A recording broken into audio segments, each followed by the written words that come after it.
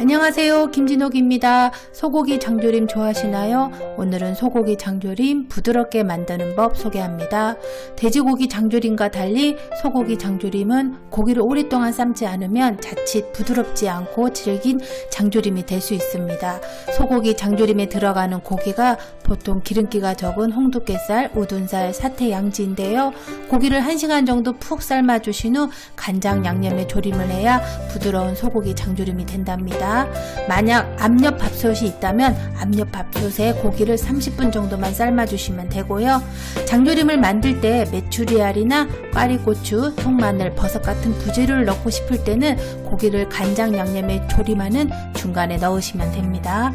재료 소개합니다. 소고기 장조림 부위로 800g 준비했습니다. 저는 오늘 만든 장조림 선물하려고 한우 양지 부위로 구입했는데요. 저렴한 홍두깨살 구입하셔도 됩니다. 800g이면 양이 많은 편입니다. 고기를 1시간 삶아주는 수고스러움이 있으니까요. 소고기 장조림 한번 만들 때 넉넉히 만들게 되더라고요. 만약 양이 많게 느껴지시는 분들은 레시피 양 절반으로 줄이세요. 저는 깐메추리알을 700g 준비했는데요. 직접 메추리알 삶아서 만드실 분들은 메추리알 70개 삶으면 됩니다. 소고기 삶을 때 잡내 제거를 위해 대파, 양파, 통마늘, 통후추가 들어가는데요. 여기에 한 가지 더 꼭 통무를 넣어주세요. 통무는 잡내 제거를 위해 넣는 것이 아니고요. 고기를 삶을 때 부드럽게 해준답니다. 또한 나중에 고기 삶은 물을 장조림 육수로 사용하는데요. 무가 들어가면 더욱 맛이 있답니다. 나머지 재료는 자막을 참고하세요. 고기는 찬물에 30분 정도 담궈 핏기를 빼준 후 체에 받쳐줍니다. 냄비에 무 1토막, 대파 1개, 양파 반개, 통후추 1숟가락, 통마늘 15개를 넣고요. 물 2리터를 넣어준 후 센 불로 켜줍니다.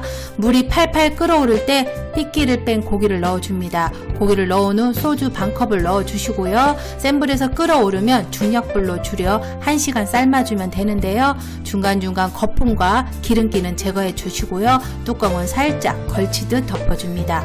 만약 끓이는 중간에 국물이 너무 줄어들었다면 물을 추가해서 더 넣어주시면서 끓여주면 됩니다.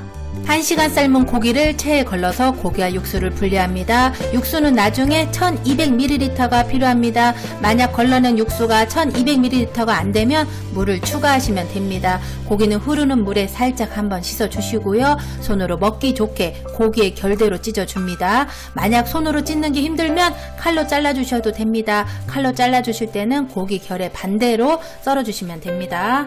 냄비에 찢어놓은 고기 넣고요. 깐메추리알 한번 씻어서 넣고요. 간장 300ml를 넣어줍니다. 싱겁게 드시는 분들은 간장량 줄여서 넣으세요.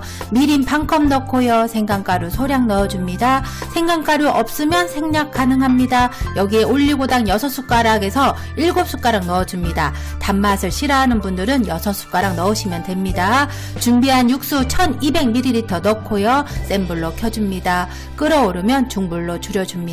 중간에 뜨는 기름기 제거해주세요.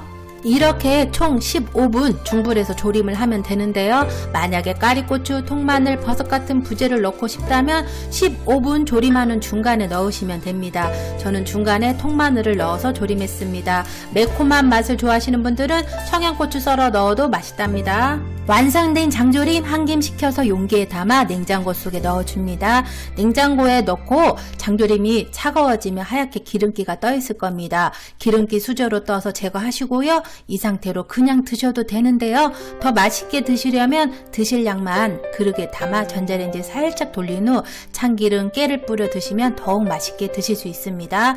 소고기 장조림 맛있게 성공하시고요. 행복한 하루 보내시고요. 오늘도 승리하세요.